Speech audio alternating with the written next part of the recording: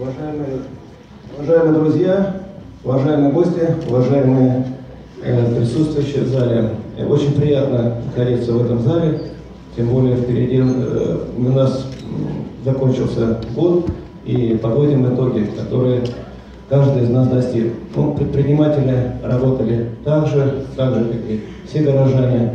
Наверное, какая-то частичка нашего труда тоже есть в том, что город преображается, цветет и становится все лучше и лучше.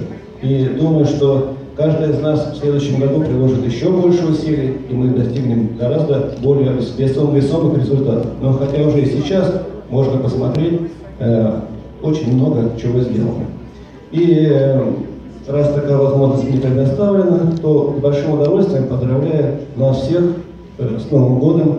Впереди у нас много работы, а сейчас новогодние праздники нужно как следует отдохнуть,